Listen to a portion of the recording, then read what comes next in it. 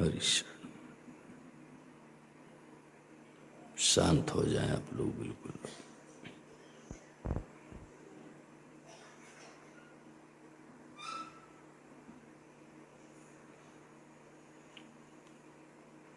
देखो मेरे भाई बहन, सब लोग ये विचार करो कि हमारे जीवन में प्रभाव किसका है? संसार का प्रभाव है या परमात्मा का? सब लोग विचार करो इस ब्रह्ममुहूर्त वेला में, इस पवित्र स्थान पर बैठ करके, कि हमारे जीवन में प्रभाव किसका है उपाध्याय जी? संसार का प्रभाव है कि भगवान का प्रभाव है? यदि संसार का प्रभाव है तो केशव जी पतन होना ही होना है, जन्म मरण होना ही होना है तरुण। और यदि हमारे जीवन में भगवान का प्रभाव है तो बिल्कुल सीधी बात है, कल्याण होना ही होना है।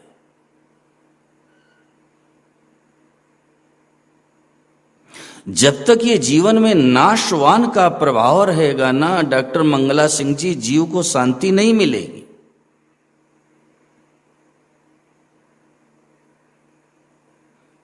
हमारा मन रुपयों में जाता है, भोगों में जाता है, मान बढ़ाई की हम इच्छा रखते हैं, वाह वाह की इच्छा रखते हैं।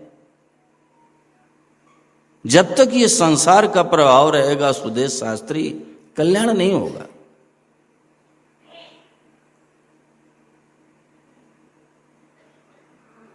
देखो एक बहुत बढ़िया बात बताऊं, ध्यान दे के सब लोग सुनो। क्या स्वतः स्वाभाविक बिना प्रयत्न किए, बिना प्रेरणा के भगवान में हमारा मन लगता है?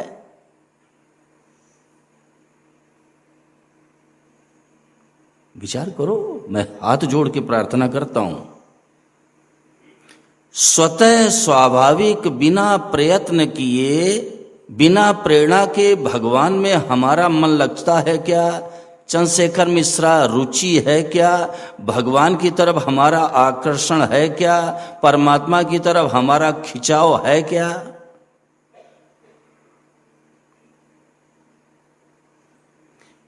और यहां जितने लोग आए हैं प्रायः सबकी यही धारणा है कि हमें परमात्मा की प्राप्ति हो जाए। तो स्वाभाविक हमारा मन भगवान में लगता क्या है? क्या माताओं बहनों ये विचार करो, स्वाभाविक हमारी रुचि परमात्मा में है क्या? स्वाभाविक हमारा खिंचाव भगवान में है क्या?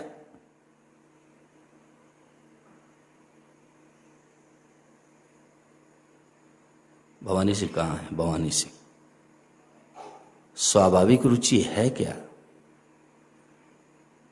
जैसे भूखे को अन्न की आवश्यकता है, मोहन, भूखे को अन्न की आवश्यकता है, ऐसे हम अपने जीवन में परमात्मा की आवश्यकता का अनुभव चिरंजीव जी करते हैं क्या?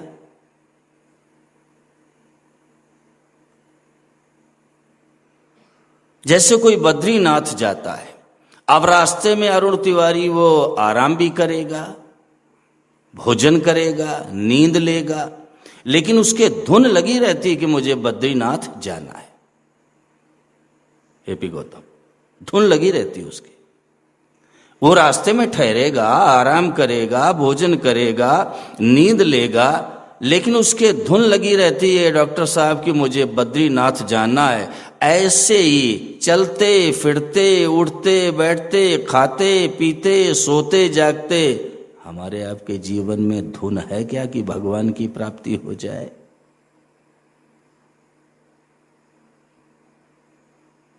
भानु, विचार करो भाई, विचार करो, विचार, खेल नहीं हो रहा है, ये तमाशा नहीं है।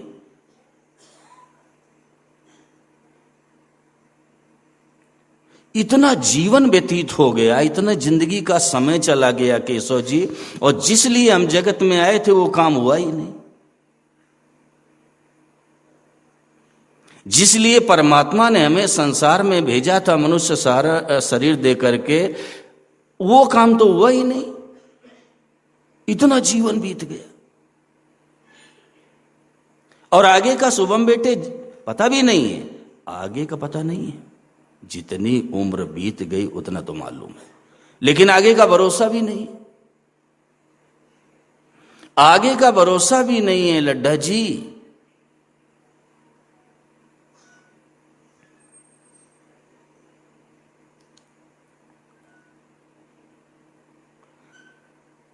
परमात्मा की प्राप्ति के लिए हम लोग आए हैं और हम अपने जीवन में भगवान की आवश्यकता का अनुभव ही नहीं कर रहे हैं। कैसे भगवान की प्राप्ति हो जाएगी विशाल? श्री गोस्वामी जी महाराज ने पूरी श्रीमद् रामचरितमानस की रचना करने के बाद भगवान से एक प्रार्थना कर रहे हैं।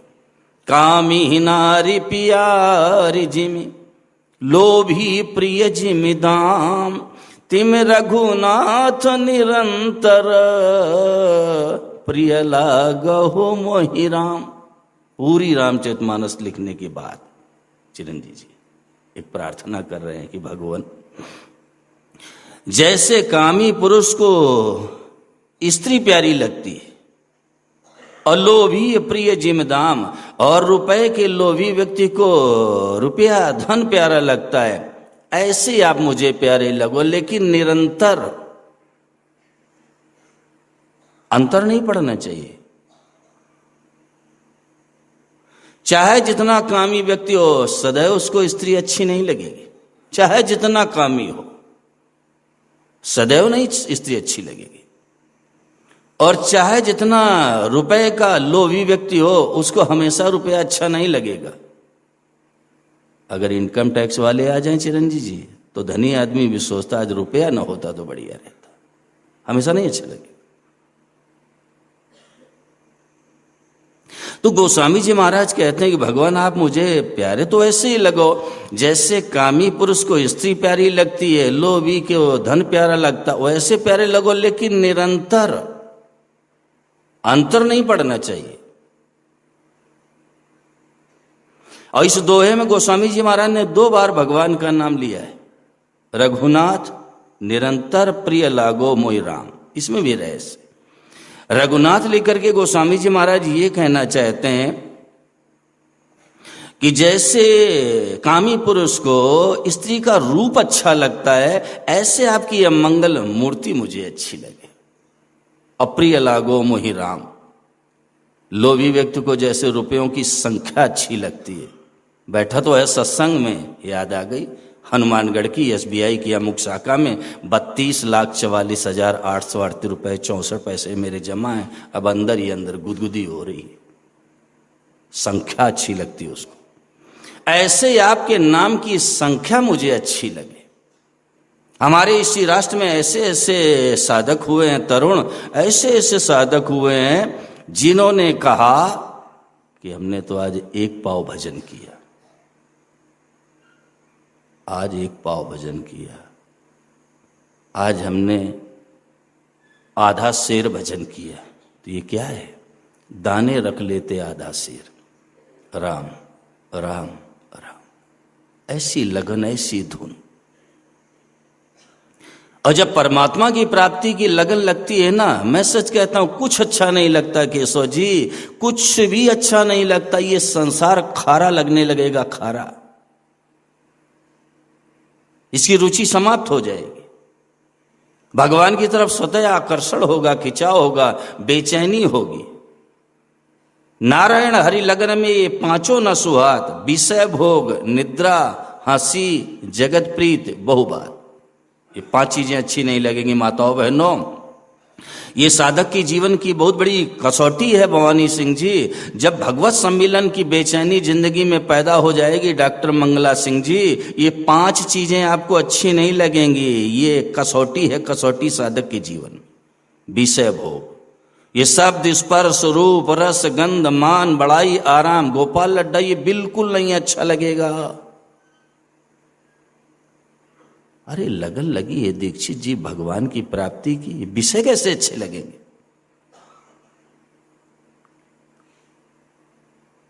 यदि भोगों में हमारा मन जाता है, भोगों में खिंचाव है, ये विषय मुझे प्यारे लगते हैं, तो बिल्कुल सीधी बात है मोहन, जन्म मरण होगा ही, बच नहीं सकते। कल कुछ साधक मेरे पास बैठे थे, मैंने उनसे निवेदन किया कि भाई साधारण तौर पर हम लोगों ने सुन रखा है कि विष खाने से मनुष्य की मृत्यु हो जाती है, जीव की मृत्यु हो जाती है, साधारण तौर पर यह सुना है।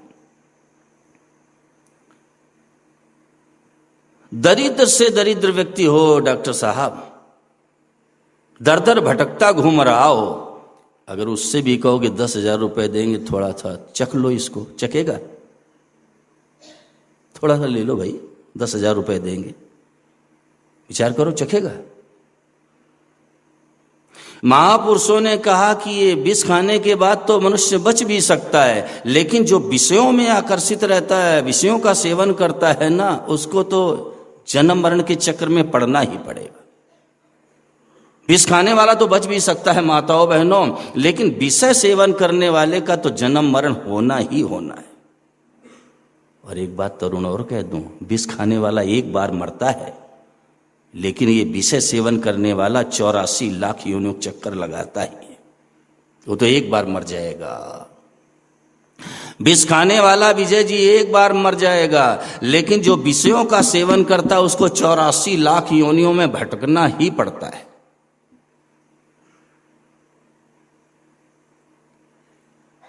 ये गृहस्थ आश्रम भी जो मिला है ना, ये विषय सेवन के लिए नहीं मिला है माई बाप, उसके तत्व को समझ करके, और ब्रजमोहन उपाध्याय उससे ऊपर उठना है साधक को।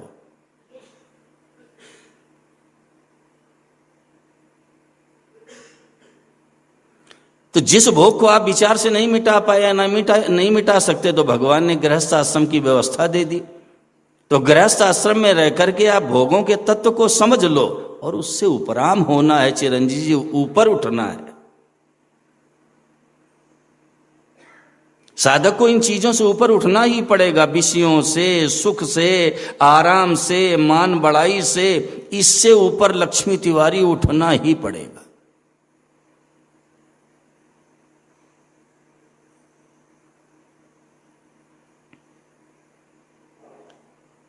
महापुरुषों ने कहा कि भाई विषय सेवन करोगे तो मारे जाओगे, मारे जाओगे। देखिए, एक आख्यायिका है, ध्यान दे के सुनना। एक संत कहीं मार्ग में ऐसे चले जा रहे थे, अंकित, रास्ते में क्या देखा कि रुपयों की थैली पड़ी है। तरुण संत ने देखा कि रुपयों की थैली पड़ी है, उल्टे पांव भगे, और जब उल्टे पांव भगे तो उधर से 2 पुलिस वाले चले आ रहे थे चिरंजीव जी। उन्होंने कहा महाराज क्या बात है? अरे बोले भैया उस रास्ते से मत जाना, वहां डायन बैठी है, खा जाएगी, वहां से इधर से मत जाओ, डायन बैठी हो, खा जाएगी। पुलिस वालों ने कहना माना ही नहीं। अब वो डॉक्टर साहब आगे बढ़ गए, और जब पुलिस वालों ने नोटों की थैली को देखा तो बोले साधु बहुत होशियार था, हम लोगों को धोखा देके और रुपए ले जाना चाहता था। अब देखो, दोनों के मन में आया उसी समय कि अगर मेरा मित्र मर जाए तो सब रुपए मेरे हो जाए। अब देखो, वहीं से भाव बदल गया, अगर मेरा मित्र मर जाए तो सारे रुपए तो मुझे मिल जाएंगे। दोनों के मन में ये भाव पैदा हुआ। तो एक ने विचार किया कि मैं शहर में चला जाता हूं, पास में बाजार में, और वहां से मिष्ठान लाता हूं और उसमें जहर मिला दूंगा और कह दूंगा मैंने तो पाली है, तुम भी पालो, और ये मर जाएगा, रुपए सब हमारे हो जाएंगे। वो तो चला गया। अब तरुण दूसरे ने क्या सोचा कि जैसे ही वो आएगा और मेरी नजरों के सामने पड़ेगा, मैं तो गोली चला दूंगा, अब सारे रुपए मेरे हो जाएंगे। माताओं बहनों, उसने वहां मीठा खाया और ले लिया और उसमें जहर मिला दिया, चल पड़ा। और जब अपने मित्र के पास जाने लगा, मित्र ने देखा तो उसने गोली चला दी, धड़ाम से गिरा, प्रसन्न हो गया, नाचने लग गया, अब सब रुपए मेरे। लेकिन विचार किया मीठा तो खा लूं, मीठा तो खा लूं, और जैसे मिष्ठान को मुंह में रखा, संखिया जैसा भयंकर जहर, माताओं बहनों, खाते ही प्राण पखेरु उड़ गए। दोनों वहीं मरे पड़े, नोटों की थैली भी पड़ी है, और संयोग से संत उसी रास्ते से दोबारा निकल पड़े।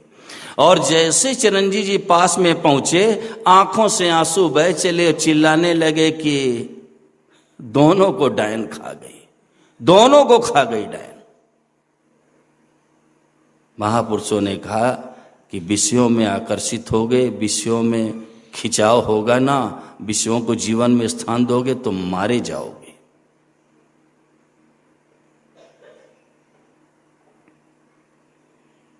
विषय भोग निद्रा, ये नींद अच्छी नहीं लगती है। जब परमात्मा की प्राप्ति की धुन लगती है ना, ये नींद केशव जी अच्छी नहीं लगती है, सुहाती नहीं है।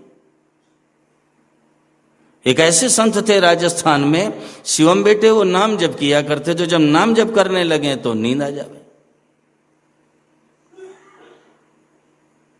बड़े परेशान, क्या करूं। हाथ में माला लिए हुए मार्ग में चले जा रहे थे तो सरोवर दिखाई पड़ा, और उस तालाब के किनारे खेजड़ी का पेड़ खड़ा था श्याम सुंदर, और उसकी डाल गई हुई थी जल की तरफ। अब राम कुमार जी विचार किए, बढ़िया जगह है, यहीं बैठता हूं, और नींद आएगी तो जल में गिरूंगा, फिर समाप्त हो जाएगी नींद। ब्रजमोहन बैठ गए, जब शुरू कर दिया नींद आ गई, और जम से माला सहित गिरे जल में, निद्रा भंग हो गई। फिर ऊपर उसी में चढ़ के बैठ गए, फिर जब शुरू कर दिया, फिर जल में गिरे। ऐसे संत ने 6 महीने किया, और 6 महीने के बाद निद्रा देवी स्वरूप से प्रकट हो गई, स्वरूप से, और कहा तू बड़ा दुष्ट है, आज से तेरे पास कभी नहीं आऊंगी। बाबा जी ने कहा पधारो माता जी, बड़ी कृपा हो गई, पधारो। ये है संतों का जीवन। नींद नहीं सुहाती है सुमित बेटे, नींद अच्छी नहीं लगती है। जब भगवान से मिलने की बेचैनी, लगन, तड़फ होती है, तब नहीं लगती। हंसी, ये हंसी ठिठोली आपको अच्छी नहीं लगेगी। ये हंसी ठिठोली, मनोरंजन, मानसिक मनोरंजन, ये अच्छा नहीं लगता है तरुण। जगत प्रीति, ये संसार में जो खिंचाव है, आकर्षण है, रुचि है, ये मिट जाएगी, समाप्त हो जाएगी। बहुबात, ज्यादा बातें अच्छी नहीं लगेंगी। और साधक का यही पुरुषार्थ है भूपेंद्र। भगवान ने कान 2 दिए हैं, लेकिन जीभ 1 दी है। बोलो कम, सुनो ज्यादा, ये साधक की जिम्मेदारी, साधक का पुरुषार्थ है। बोलो कम, सुनो ज्यादा।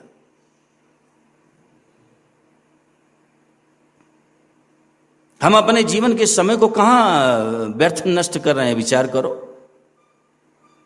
ये सांसारिक चर्चा करके, अब यहां आप लोग पधारे हो, कितना सुंदर मौका भगवान ने दिया, कैसा सुंदर अवसर दे दिया है। एक जगह बैठ करके आपस में भगवान की चर्चा करो, एक जगह बैठ करके जो आज प्रकाश डाला गया जिस विषय में, उसमें चर्चा करो कि भाई ये बात कैसी है, ये कैसे जीवन में उतरेगी। इससे पारस्परिक की वार्ता से बहुत बड़ा लाभ होता है डॉक्टर साहब।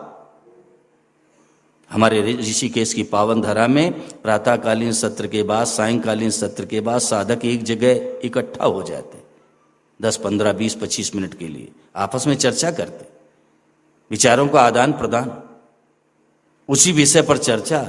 वो मजबूत हो जाता है, वो हृदय में बैठ जाता है। अंकित बेटे, हृदयंगम हो जाता है।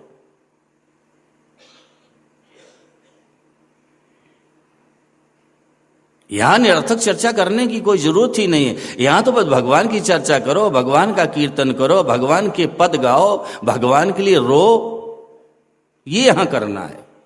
और तीर्थ में किया हुआ भजन कई गुना फलदायी होता है डॉक्टर साहब, कई गुना फलदायी होता है। तीर्थ में यदि आपने भजन किया है, तीर्थ में नाम जप किया है, तीर्थ में भगवत चिंतन किया, उसका कई गुना लाभ मिलेगा आपको।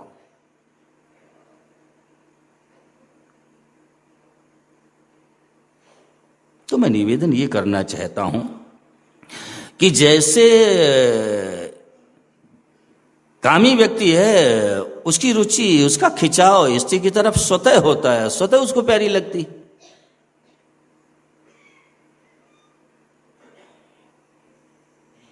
स्वयं विचार करो कि हमें भगवान की स्वाभाविक याद आती है क्या? जैसे आप रुपयों की आवश्यकता का अनुभव करते हो चिरंजीव जी, आप रुपयों की आवश्यकता का अनुभव करते हो कि मुझे रुपए चाहिए, तो उनकी याद स्वतः आएगी आपको। रुपयों की याद करनी नहीं पड़ेगी, वेद बेटे, स्वतः आएगी याद, क्योंकि रुपए की आवश्यकता है। ऐसे अगर हम जीवन में भगवान की आवश्यकता का अनुभव करें तो केशव जी भगवान की याद स्वतः आएगी।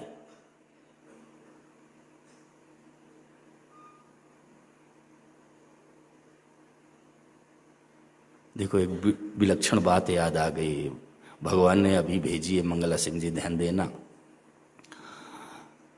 परमात्मा की आवश्यकता का अनुभव करने से भूतकाल की स्मृति नहीं होगी और भविष्य की आशा नहीं होगी और वर्तमान में चैन नहीं पड़ेगी। दोबारा सुन लीजिए, दोबारा, बहुत सुंदर बात भगवान ने अभी भेजी है। परमात्मा की आवश्यकता का अनुभव करने से जीवन में भूतकाल की स्मृति नहीं होगी सरस, और भविष्य की आशा नहीं होगी और वर्तमान में चैन नहीं पड़ेगी। मन में लागी चटपटी कब निरखूं घनश्याम, नारायण भूलो सभी खान पान विश्राम। वर्तमान में चैन नहीं पड़ेगा, वर्तमान में व्याकुलता पैदा हो जाएगी, बेचैनी पैदा हो जाएगी।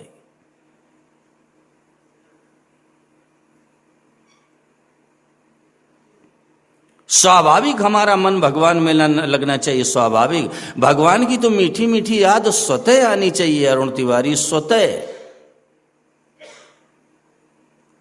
हम अपने जीवन में जिसकी आवश्यकता का अनुभव करते हैं तरुण, उसकी याद स्वतः आती है, करनी नहीं पड़ती। जैसे भूख लगती है तो अन्न को याद नहीं करना पड़ता है डॉक्टर साहब, याद आती है।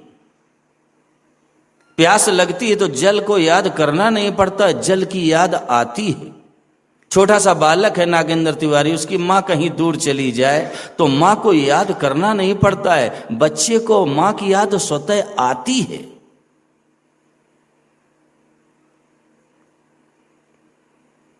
ऐसे ही ब्रजमोहन उपाध्याय, हमारे जीवन में भगवान की याद स्वतः आनी चाहिए। आज हम भगवान का भजन करते हैं, भगवान को याद करते हैं, लेकिन संसार याद आता है। मदन जोशी कहां है? मदन भगवान का भजन करते हैं, भगवान को याद करते हैं, लेकिन संसार की याद आती है। बस यही अंतर है, यही अंतर है, यही अंतर है।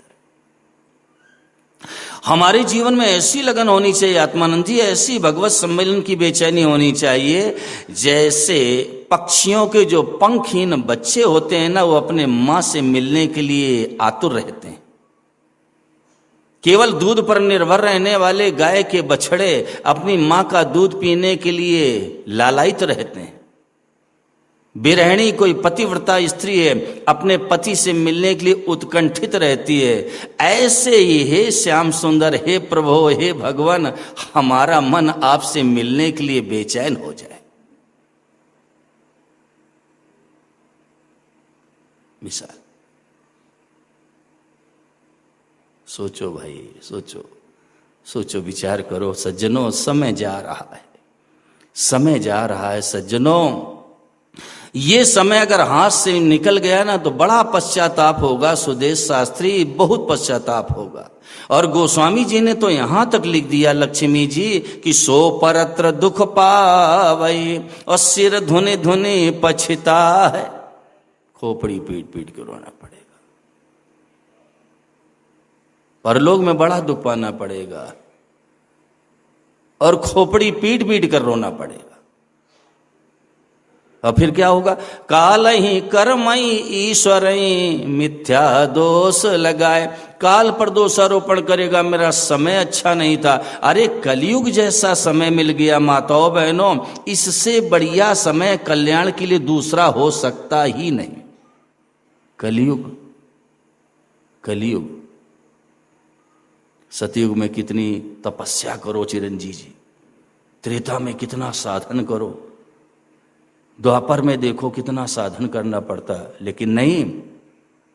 कलयुग समयुग यान नहीं, जो नर कर विश्वास और गाई राम गुण गण विमल, भवतर भी नहीं प्रयास। गोस्वामी जी, कलयुग है, भगवान का गुणानुवाद गा करके ये जीव आसानी से अपना कल्याण कर ले। केशव जी, आसानी से ऐसा सुंदर समय मिल गया भटेजा जी। और उसमें हम प्रमाद कर रहे हैं, आलस्य कर रहे हैं, इधर हमारी दृष्टि ही नहीं है, हम अपने लक्ष्य को पहचान ही नहीं रहे हैं कि हमें भगवान ने जगत में क्यों भेजा है। कलयुग जैसा समय मिल गया, कल्याण के लिए दूसरा समय हो ही नहीं सकता। और मैंने तो भगवत प्राप्त महापुरुषों से सुना है तरुण कि कलयुग में भगवान ने अपने को सस्ता किया है। भाई सुरेंद्र, सस्ता कर दिया। क्यों कर दिया? ग्राहक कम हो गए, भगवान के ग्राहक कम हो गए। आप संसार में भी दृष्टि डालो, अगर कोई व्यापारी है और उसका माल नहीं बिक रहा है तो ब्रजमोहन क्या करेगा? सस्ता करेगा, निकल जाए किसी तरह। ऐसे ही कलयुग में माताओं बहनों, भगवान के चाहने वालों की संख्या कम हो गई, क्योंकि भोग और संग्रह में लग गए। तो परमात्मा ने सोचा माल तो बहुत पड़ा हुआ है, तो इसको सस्ता करो, इसको सस्ता कर दो। अपने को सस्ता कर दिया, अपने को सस्ता कर दिया। गाय राम गुणगन विमल भवतर बिन ही प्रयास, कोई यत्न नहीं, कोई प्रयास नहीं।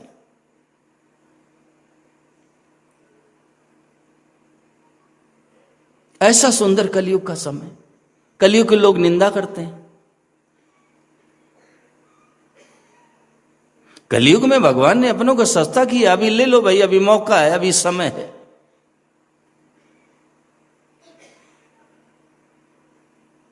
परंतु हम चाहते ही नहीं कि हमारा कल्याण हो जाए, हमारा उद्धार हो जाए, हम दुखों से छूट जाएं, आफत से छूट जाएं, आवागमन से मुक्त हो जाएं, हम चाहते ही नहीं।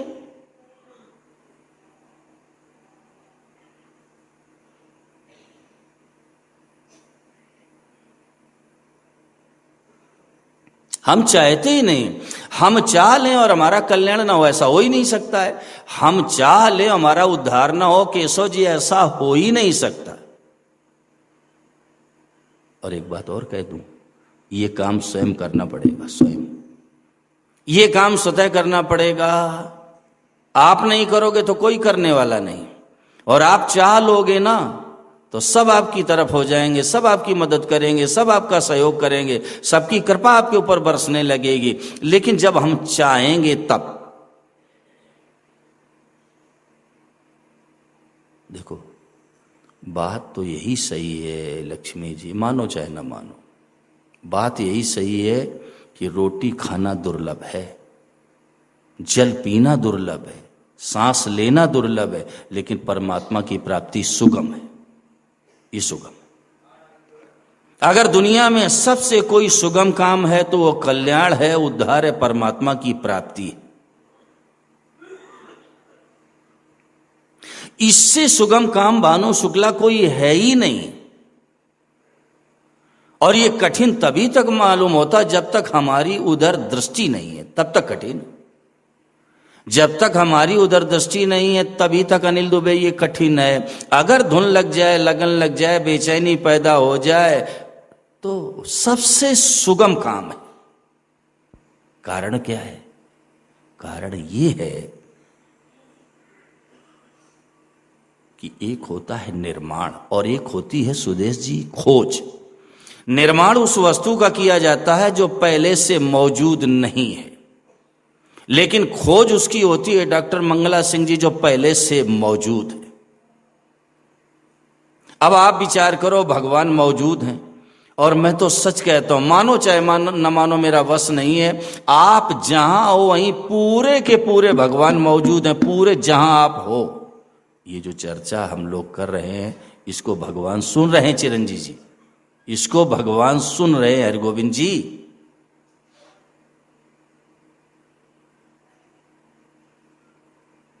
शास्त्र साक्षी है, संत गवाह हैं, लेकिन राजेंद्र जी हम मानने को तैयार ही नहीं। मैं बार बार कहता हूं कि जहां आप हैं वहीं भगवान है, पूरे के पूरे। अरे भाई, जो कहीं हो और कहीं ना हो, कभी हो और कभी ना हो, किसी में हो किसी में ना हो, किसी का हो किसी का ना हो, शुभम बेटे वो भगवान हो ही नहीं सकता,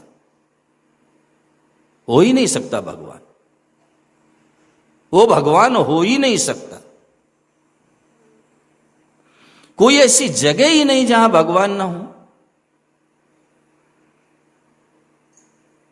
अब भगवान भी मौजूद है और हम भी मौजूद हैं, जरा विचार करो विलंब का क्या स्थान है। परमात्मा भी मौजूद है लड्डा जी, शास्त्र कह रहे हैं, संत कह रहे हैं और भगवान स्वयं कह रहे हैं। भगवान स्वयं कह रहे हैं। तो जब भगवान भी मौजूद है, हम भी मौजूद हैं, तो अब विलंब का क्या स्थान? ये जितनी देर है ये सब हमारी आपकी तरफ से।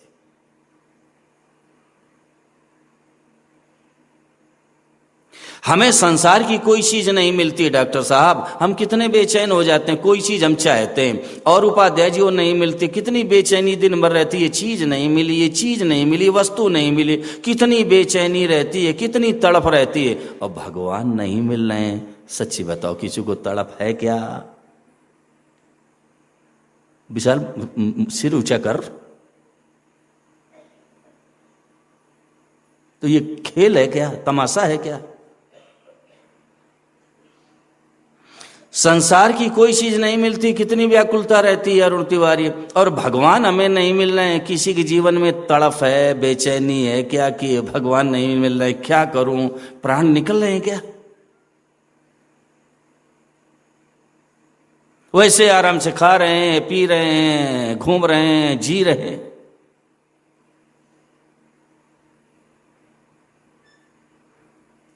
आदमी टिफिन वापस ले आता है, सरस, शॉप पर गया, टिफिन पत्नी ने दे दिया, शाम को वापस ले आए, पत्नी ने खोला, भोजन रखा, क्यों नहीं खाया? समय नहीं मिला। अब देखो रुपयों के लिए समय नहीं मिला, भोजन भी वापस ले आए।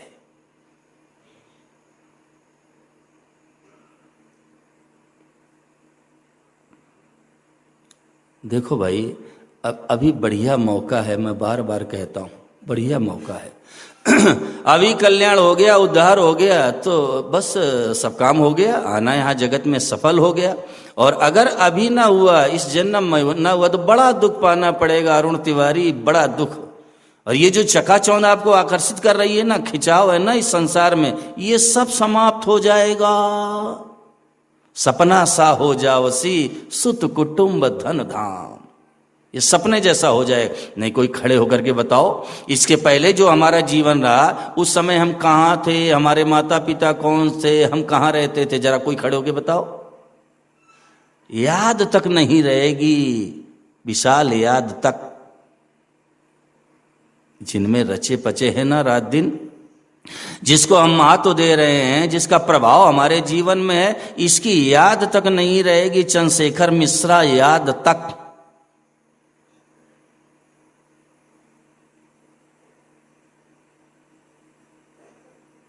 लेकिन हमारी दशा तो चिरंजीवी जी वो है, पहले बच्चियों का विवाह छोटी उम्र में हो जाता था। राजस्थानी लोग प्रायः इस बात को समझते हैं, और भी हर प्रदेश के लोग समझते हैं। पहले कन्या का विवाह कम उम्र में हो जाता था केशव जी, गौना काफी दिनों बाद दिया जाता था। तो एक दादी माँ ने देखा कि मेरी ये पोती, ये छोरी है ना, ये दिन भर उछल कूद में लगी रहती है और इसका विवाह होने वाला है, तो कुछ इसको मैं शिक्षा दे दूं, समझा दूं भाई ससुराल में कैसे रहना है, कैसे जीवन जीना है, तो इसको मैं समझा दूं। अजय तो बुलाया, है छोरी, हाँ दादी इधर आ, और पकड़ के उसको अशोक सैनी गोद में लिटा लिया। अब दादी माँ ने प्रवचन शुरू कर दिया। देखो बिटिया, ससुराल में जाना तो सब लोग जब भोजन कर लें तब भोजन करना है, देवरानी का भी सम्मान करना, जेठानी का आदर करना, किसी से कड़वे वचन मत बोलना। दादी माँ प्रवचन करती रही और उसने एक लाइन में पानी फेर दिया पूरे प्रवचन में। विशाल, दादी माँ प्रवचन करती रही और उसने एक लाइन में पानी फेर दिया। उसने मारवाड़ी भाव में क्या कहा, जाऊं जूं। दादी माँ सब समझाती रही, थोड़ा ध्यान दो, ये मारवाड़ी भाषा अभी मैं और स्पष्ट कर दूंगा। दादी माँ प्रवचन देती रही, बेटा ऐसे रहना है, ऐसे सेवा करना है। और वो प्रवचन सुनती रही और बाद में दादी ने कहा कि समझ लिया? उसने कहा जाऊं जू, यानी जब मैं जाऊं तब तो समझो, मुझे जाना ही नहीं। यही हमारी दशा है सज्जनों। संत चिल्ला रहे हैं, शास्त्र मार्गदर्शन कर रहे हैं, भगवान भी संदेश दे रहे हैं, लेकिन हमारी दशा ये कि जाऊं जूं, हमें कल्याण करना ही नहीं है, सुने कौन? ये दशा है।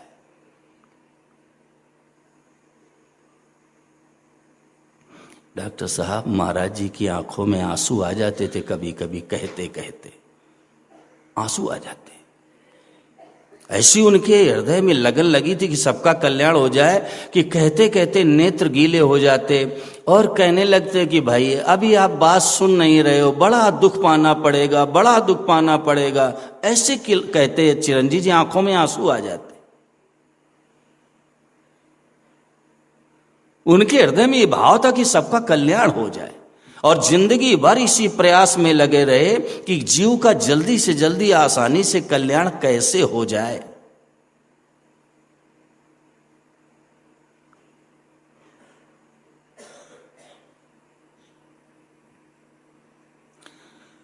तो भाई ये सबसे सरल काम है, लेकिन कठिन किस लिए हमने मान रखा है? क्योंकि हमारी उधर दृष्टि ही नहीं। परमात्मा की प्राप्ति को कठिन मानना ये साधक की सबसे बड़ी भूल है डॉक्टर साहब, सबसे बड़ी भूल है।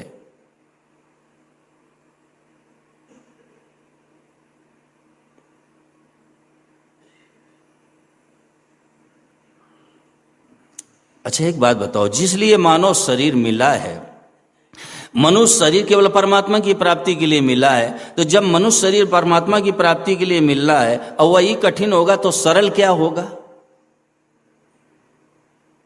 केशव, जब ये मनुष्य शरीर केवल भगवान की प्राप्ति के लिए मिला और इसका कोई दूसरा उद्देश्य ही नहीं, कोई दूसरा उद्देश्य नहीं है, खाना है, पीना है, सोना है, आराम करना, ये तो किसी भी योनि में चले जाओ वहां भी करने को मिल जाएगा, लेकिन कल्याण का, उद्धार का, परमात्मा की प्राप्ति का अवसर सन्नी बेटे केवल मनुष्य शरीर में, और ये रीति नहीं दूसरी जगह।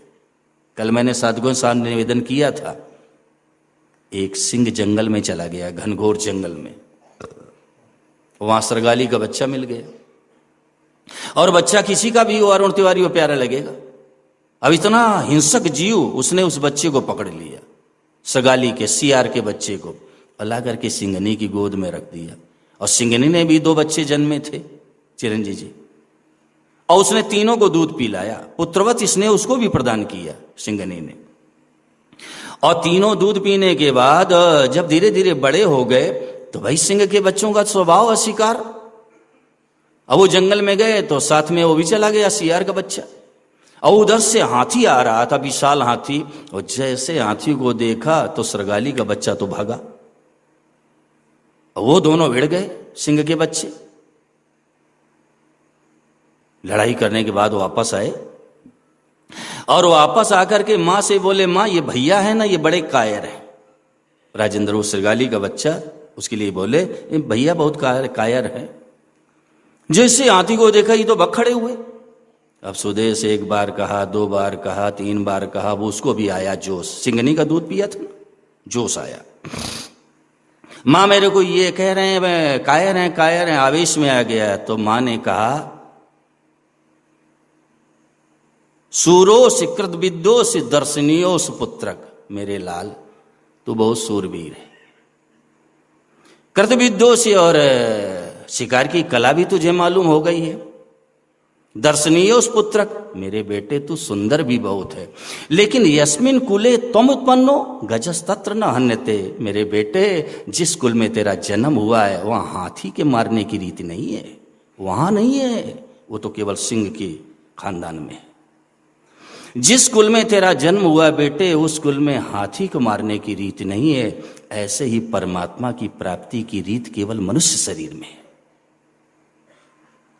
यस्मिन कुले तुम उत्पन्न, आवेश में आ गया। अब दूध तो भाई सिंगनी का पिया था, वही आवेश आ गया, लेकिन मां ने समझाया कि यस्मिन कुले तुम उत्पन्नो गजस्तत्र न हन्यते, अरे बेटे जिस कुल में तेरा जन्म हुआ उस कुल में हाथी को मारने की रीति नहीं है, ये केवल सिंह के खानदान में है। ऐसे माई बाप मैं निवेदन ये करना चाहता हूं कि भगवान की प्राप्ति की रीति केवल मनुष्य शरीर में है, मानवेतर प्राणियों में नहीं है। मना किसी के लिए नहीं है, मना किसी के लिए भी नहीं है, अपवाद है, लेकिन तरुण अधिकार नहीं, अधिकार केवल मनुष्य को है।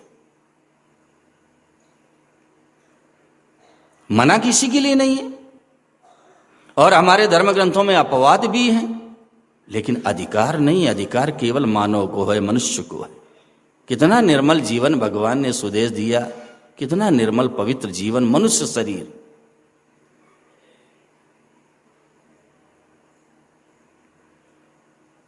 मनुष्य शरीर भगवान ने दे दिया, और इसमें एक ही चीज बढ़िया है और कुछ बढ़िया नहीं है। आप बताओ जरा, हड्डी बढ़िया है क्या? मांस बढ़िया है क्या? रक्त बढ़िया है क्या? मल बढ़िया है क्या? मूत्र बढ़िया है क्या? इसमें कोई चीज बढ़िया नहीं। पंच रचित अति अधम, केवल इसमें एक ही चीज बढ़िया है। अमरेश दुबे, एक चीज बढ़िया है, एक, वो है विवेक। वो विवेक है और कुछ बढ़िया नहीं। इस मनुष्य शरीर में एक ही चीज बढ़िया, वो है विवेक। और मैं सच कहता हूं, उसी विवेक शक्ति का नाम मानव है। और जो प्राप्त विवेक का आदर नहीं करता है, अशोक मेठी जी, वो मनुष्य कहलाने का अधिकारी नहीं है। खंडेलवाल, वो मनुष्य कहलाने का अधिकारी नहीं जो प्राप्त विवेक का आदर नहीं करता। ये ढांचे की महिमा थोड़ा है ब्रजमोहन उपाध्याय की 2 हाथ है, 2 पैर है, काला सिर है। नहीं नहीं, 5 भौतिक शरीर तो सभी प्राणियों के हैं। फिर मनुष्य शरीर की महिमा क्यों? नर तन सम नहीं कवन्यु देहि, गोस्वामी जी।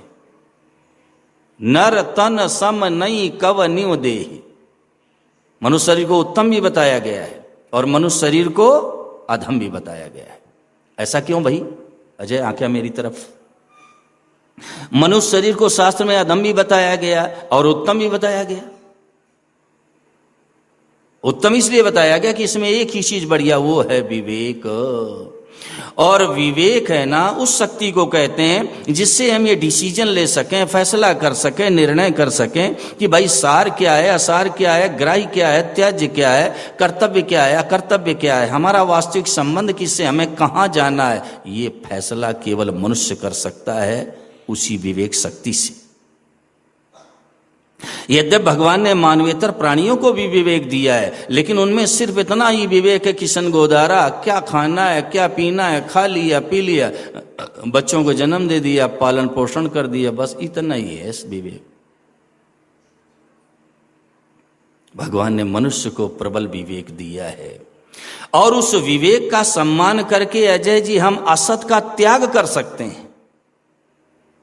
साधक ध्यान दें, ध्यान।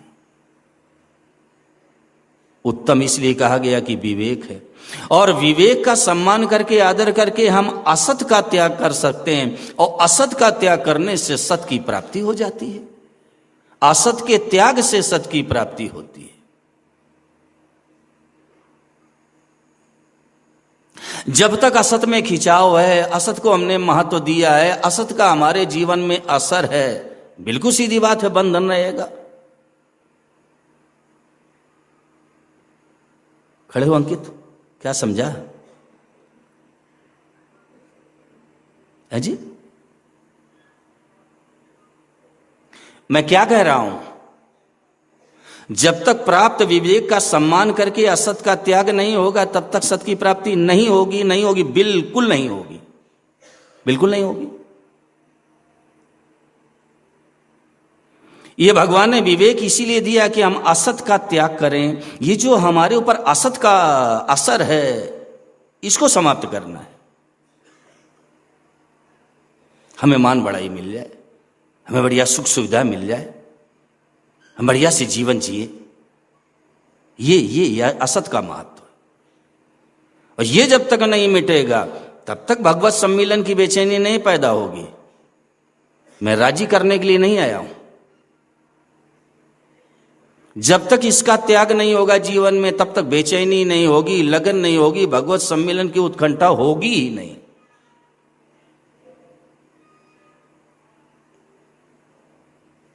हमें इधर दृष्टि रखनी है। हम क्रिया की प्रधानता में लगे। अब इतना जप कर लो, इतना, मैं मना नहीं करता हूं, मैं निषेध नहीं कर रहा हूं। आप नाम जप भी कर रहे हो, गीता रामायण भी पढ़ रहे हो, सत्संग भी कर रहे हो, असत को महत्व भी दे रहे हो, मदन जोशी कैसे हो जाएगा? आप महत्व किसको दे रहे हो? सोचो, विचार करो। आप अपने जीवन में महत्व किसको दे रहे हो, ये एक स्वयं निर्णय करो। हम सत्य को महत्व दे रहे हैं कि हम असत को महत्व दे रहे हैं? हमारा खिंचाव किसमें है, हमारी रुचि किसमें है, हमारा मन किसमें ज्यादा लग रहा है? इस पर स्वयं चिंतन करो, स्वयं चिंतन करो। इसमें दूसरा नहीं करेगा। दूसरा कैसे करेगा?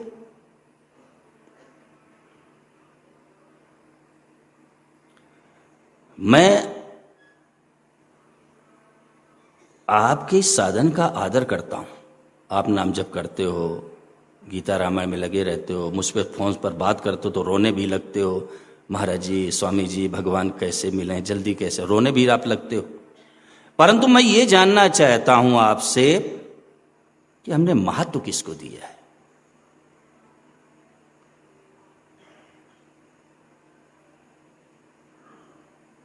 अगर हमने सत्य को महत्व दिया है तो बिल्कुल प्राप्ति होगी, किसी की ताकत नहीं बाधा डाल दे।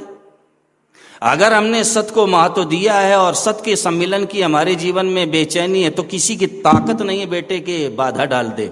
और यदि हमने महत्व असत्य को दिया है तो किसी की ताकत नहीं कि सत्य की प्राप्ति करा दे। किसी की नहीं ताकत। कैसे करा देगा?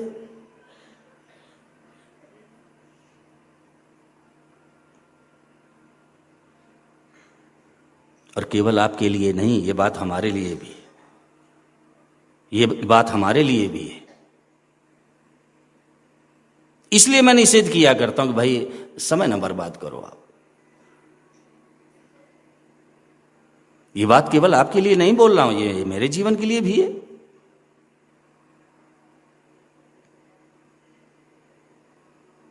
आप अपने विवेक को महत्व दोगे, सत्य का संग करोगे तो आपका कल्याण हो जाएगा। हम अपने विवेक को महत्व देंगे, अगर सत्य के प्रति हमारा लगाव रहेगा, खिंचाव रहेगा तो हमारा कल्याण होगा। बार बार इस बात पर विचार करो, बार बार। और देखो, आप ये चिंता यहीं इस नासिक में छोड़ के जाओ। आप ये चिंता नासिक में ही छोड़ के जाओ, बच्चों का क्या होगा। आपको माँ बाप कहलाने का गौरव दिया है ठाकुर जी ने। उन बच्चों के माता पिता परमात्मा है। ये बोझ हटा दीजिए सिर से। आपका जो दायित्व हो उसको पूरा करो। उनको पढ़ाना है, लिखाना है, संस्कार बढ़िया डालना, ये काम आप करो। अच्छा घर ढूंढना, अच्छा वर ढूंढना, लेकिन ये चिंता यहीं छोड़ के जाना। यहीं यहीं यहीं सब कुछ करने वाले भगवान। लाओ मैं स्टैम्प पेपर पर लिख दूं, और कैसे हो जाएगा, कहाँ हो जाएगा, ठाकुर जी जाने। हो जाएगा। उसके लिए क्या परेशान होना है? परेशान तो इसलिए होना है कि हमारा कल्याण नहीं हुआ है, हमारा उद्धार नहीं हुआ है। हमें भगवान कैसे मिले, परमात्मा से साक्षात्कार कैसे हो जाए, हम परमात्मा के प्रेम में अपने जीवन को कैसे रंग लें, इसके लिए बेचैन होना चाहिए। भगवान अपने भक्तों का सारा काम करते हैं। अपने भक्तों का भगवान सारा काम करते हैं। भगवान को आनंद आता है। लक्ष्मी तिवारी, जैसे भक्त को भगवान का काम करने में आनंद आता है डॉक्टर मंगला सिंह जी, ऐसे भगवान को भक्त का काम करने में आनंद आता है। और भक्त की सारी चिंता परमात्मा करते हैं, भगवान करते हैं। भक्त की सारी चिंता भगवान को होती है। जगन्नाथपुरी में समुद्र के किनारे माधवदास जी महाराज मल मूत्र से सने हुए कपड़े पड़े। भगवान स्वयं मल मूत्र से सने कपड़े लेके समुद्र में धोने जाते। भगवान स्वयं, भगवान स्वयं धोने जाते समुद्र में।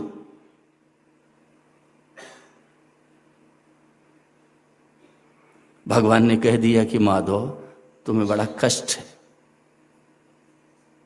तो माधवदास ने कहा कि भगवान कष्ट तो आपको है, ये मलमूत्र से सने कपड़े आपको धोना पड़ते। जैसे माँ बच्चे का सब काम करके प्रसन्न होती है, भोजन कराएगी तो खुश हो जाएगी, वस्त्र धारण कराएगी तो राजी हो जाएगी, और तो छोड़ो मल मूत्र साफ करती तो प्रसन्न हो जाती, मेरा बेटा है। ऐसे भगवान का स्वभाव है अरुण, अपने भक्तों का सब काम करके खुश हो जाते हैं। इसकी क्या परवाह, इसकी क्या चिंता करना। चिंता तो ये करना है कि भगवान से प्रेम कैसे हो, वो हमें कैसे मिल जाए, ये चिंता करनी। बैठो। हमने महत्व किसको दिया है?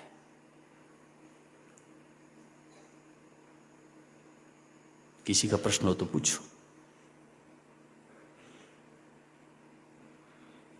इधर उधर की बात बिल्कुल मत करना, यहां समय किसी का बर्बाद मत करना।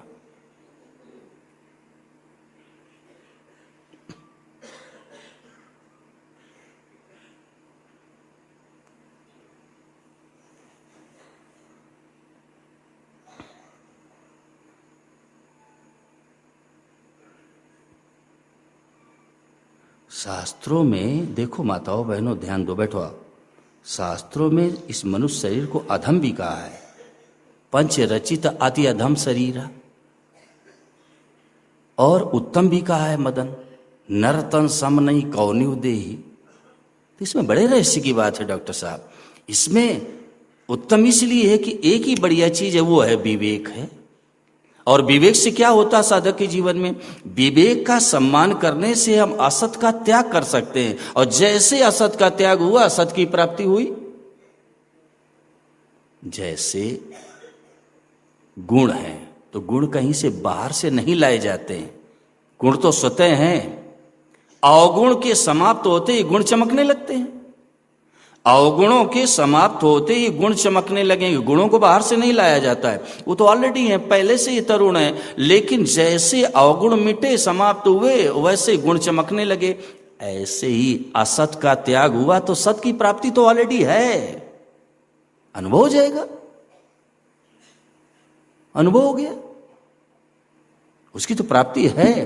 परमात्मा की प्राप्ति नित्य प्राप्ति की प्राप्ति है। अब उसका अनुभव कैसे होगा? असत का त्याग, वो विवेक से होगा, इसलिए उत्तम कहा है।